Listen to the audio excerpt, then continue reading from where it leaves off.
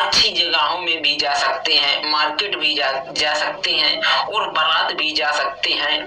क्योंकि यदि अगर हमारा ये कपड़ा गंदा है तो हम इसे पहन करके कहीं नहीं जा सकते हैं, और जो लोग हमारे साथ में होंगे तो वो लोग भी हमें गंदा संदा बोलेंगे।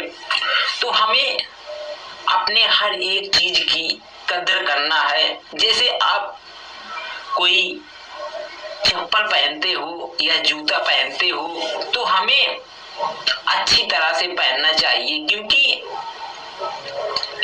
यदि अगर आप अच्छी तरह से जूता पहनते हो, चप्पल पहनते हो या कपड़ा पहनते हो तो वो आपके बहुत दिन तक चलेंगे।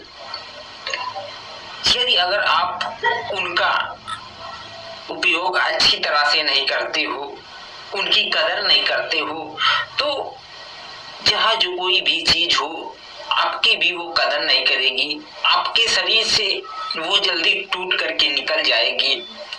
जैसे कोई व्यक्ति होता है वो जूता पहनता है, कोई लड़का या और कोई भी हो वो जूता पहनता है, तो वो जब जूता पहनता है तो जूता चप्पल के जैसा पहनता है। वो पीछे वाला हिस्सा पूरा अंदर की तरफ नहीं ले जाता है, जैसे चप्पल पहना जाता है वैसे कोई कोई लोग जूता पहनते हैं। यदि अगर तुम्हें जूता पहनना नहीं आता तो मत पहनो, चप्पल ही पहनो। उसे आधा अंदर और आधा बाहर क्यों ले जा रहे हो? वो जल्दी से टूट जाएगा और तुम्हारे पैर से जल्दी निकल जाएगा। अगर पहनना है तो अच्छी तरह से पहनो, नहीं तो चप्पल ही पहनो। क्योंकि यदि अगर आप अपने सामान की कदर नहीं करोगे तो वो सामान आपकी भी कदर नहीं करेगा। हमें अपने हर एक चीज को सेटिंग से रखना है और साफ सुथरा वस्त्र पहनना है और घर की हर एक सामान को अच्छी तरह से धो पोंछ करके रखना है, ताकि हमारे घर में जो हमारे रिश्तेदार आए और घर परिवार के लोग जो हमें देखें और हमारे घर में आए तो वो अच्छा ही बोले, बुरा मत ना बोले। उनको देखने में बहुत अच्छा लगे, बहुत सुंदर लगे हमारा घर। और अपने घर में ऐसी सफाई कीजिए, ऐसी सामान सेटिंग से रखिए कि देखने वाले लोग आपका सम्मान करें और सामान देखते ही रह जाएं, आपके घर का सामान। तभी हमारे घर में लक्ष्मी आएगी। क्योंकि यदि अगर किसी घर में खाना खा करके जूठे बर्तन छोड़ दिए जाते हैं शाम को और वो सुबह धुले जाते हैं तो माता लक्ष्मी हमसे नाराज हो जाती हैं और हमारे घर में कभी भी प्रवेश नहीं करती हैं। तो इसी कारण हमें अपने घर में साफ सफाई रखना चाहिए और अपने वस्त्रों को बिल्कुल साफ सुथरा करके पहनना चाहिए। और हमें अपने दांतों को ऐसा बनाना चाहिए कि हमारे दांत मोती जैसे चमके।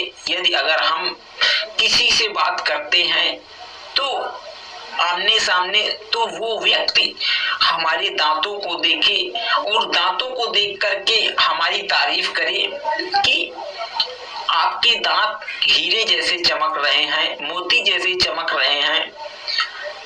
आपके दांत तभी चमकेंगे जब आप सीरी मसाला गुटखा सिगरेट पान नहीं खाओगे। तो हमें यदि अगर अपने दांत को साफ सुथरा रखना है तो हमें ये केसर सीरी मसाला पान चूना ये सब छोड़ देना है। क्योंकि यदि अगर हमारे दांत साफ सुथरे रहेंगे तो लोग हमसे अच्छी तरह से बातचीत करेंगे आमने सामने, और माता लक्ष्मी भी हमसे कभी भी नाराज नहीं होंगी।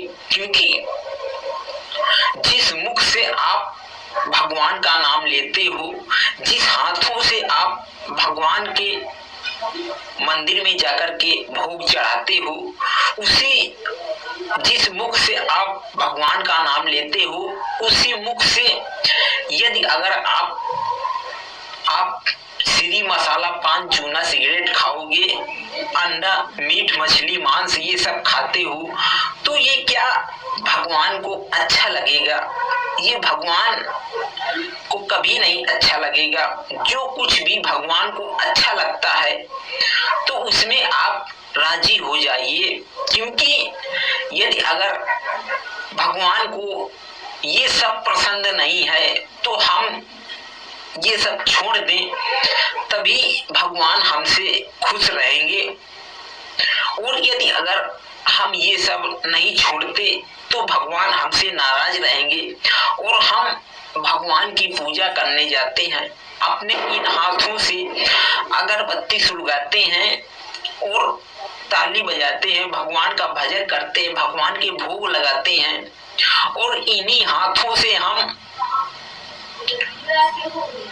अंडा मीट मछली मांस मुर्गा काटते हैं। तो किसी की आप हत्या करते हो तो भगवान आपके ऊपर क्या खुश रहेगा?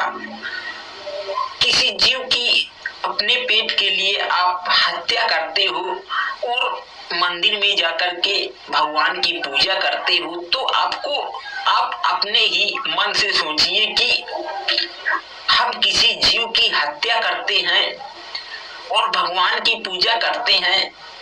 यदि अगर हम अपने पेट के लिए किसी जीव की हत्या करते हैं तो उससे बड़ा हम कोई पाप नहीं करते हैं, क्योंकि मछली जल में रहती है और जब मछली को जल से बाहर निकाल दिया जाता है तो वो मछली तड़पने लगती है और कुछ देर तक उसे जल में नहीं रखा जाता है। तो मछली जल से जब बाहर निकल जाती है, उसे कुछ देर तक नहीं रखा जाता है तो वो अपने प्राणों को त्याग देती है, और जब वो अपने